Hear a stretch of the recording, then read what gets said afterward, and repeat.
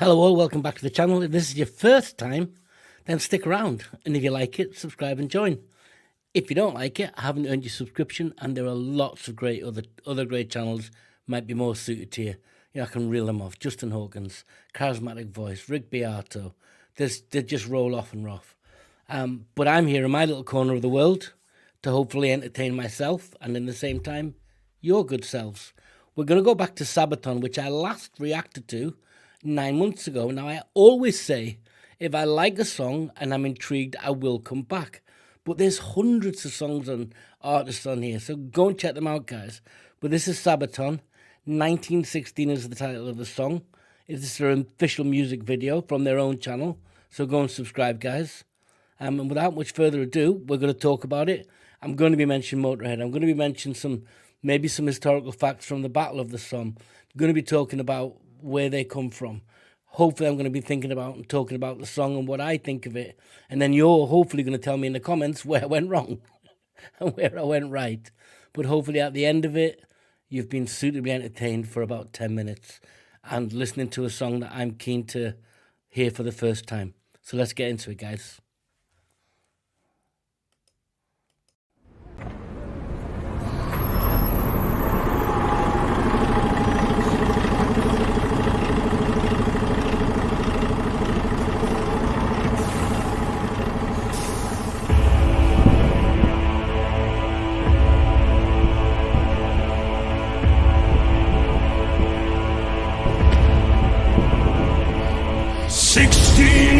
Old when I went to the war to fight for a land fit for heroes. God on my side and a gun in my hand, chasing my days down to zero.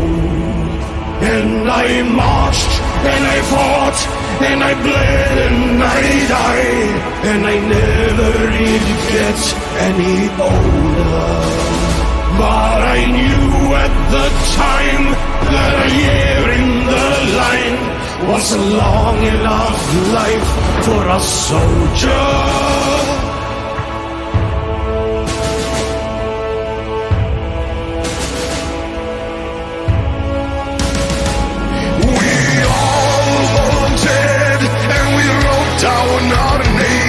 And we added 2 years to our ages, eager for life and ahead of the game, ready for history's pages.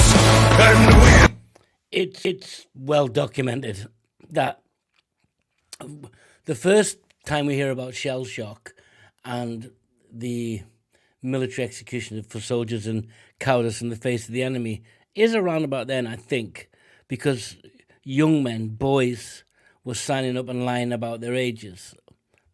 Often it would have been known. And the shell shock, the pure panic, was seen as cowardice. Now that shell shock has since then evolved into the PTSD that we know about, battle-based PTSD. I know PTSD comes from other elements in life, but it's originally, it starts with recognizing that veterans to come back. And he's talking here, he set the scene for 1916, which is the Battle of the Somme.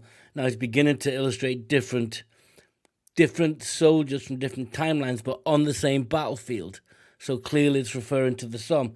I know this song also was done in 91 on Motörhead, by Motörhead, 1916. So yeah, let's see where we go with this, guys. It's intriguing. It introduces a narrative that I'm interested in. I want to hear this song. I like the music as well. I like his vocal. I do like that. I liked it in Man of War, my first reaction. Go and check it out. And we fought and we fought till we stood 10,000 shoulder to shoulder. Our thirst for the run, we were food for the gun, and that's what you are when you're soldiers.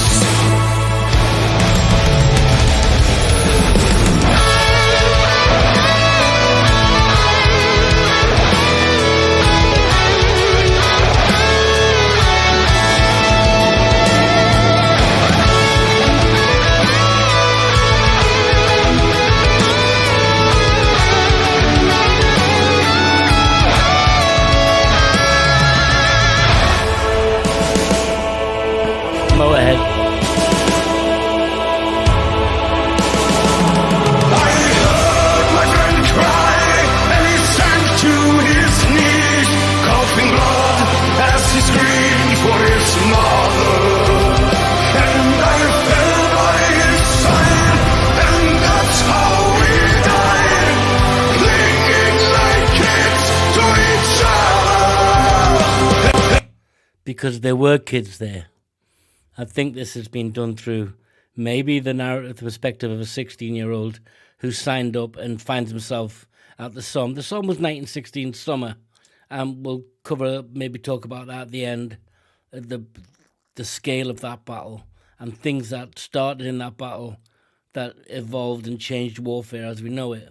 But the song is it's brutally honest, but it's kind of not judgmental. It's stating facts in as much as it is real that when they went over the top of the Somme, the British started off by, we set off landmines under their trenches, trench warfare, and we made an advance, went into no man's land, and the Germans were ready. And literally, we'll talk about that some more. So the song gives you that, it's showing you that in the visual, in the video. It's interesting. And I lay in the mud, and the guts and the blood, and I wept as his body grew colder.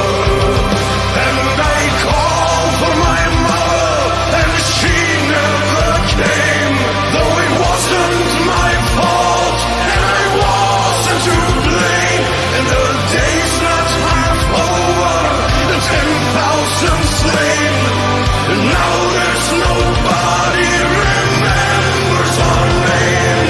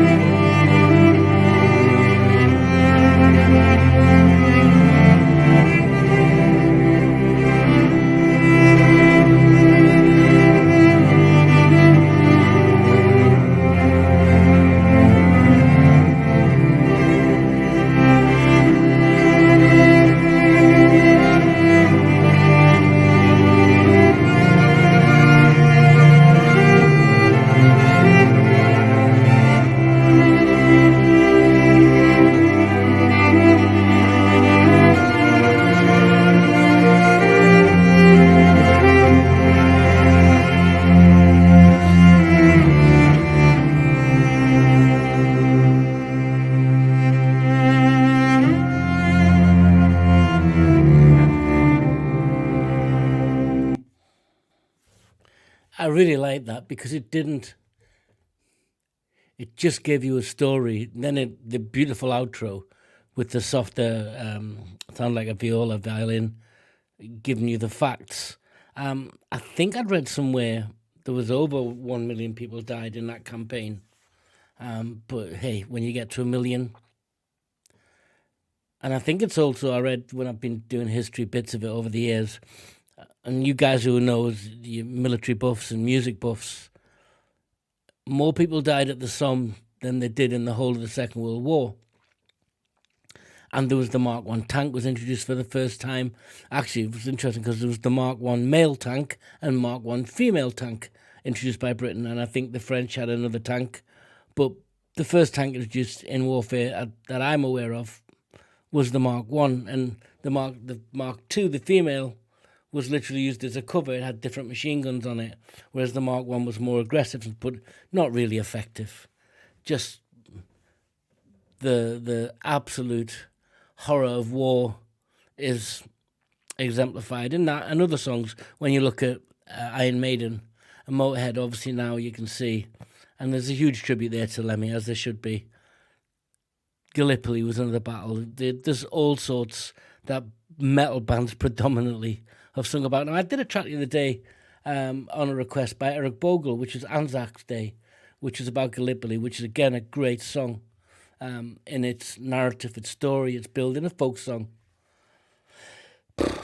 And it's right, northern areas up here in the north of England and beyond, not just Yorkshire, but they suffered horrendously. Whole villages of men wiped out in 3 hours. I like this. I like Sabaton. I like the last one, Man of War. I don't know where to go next. But yeah,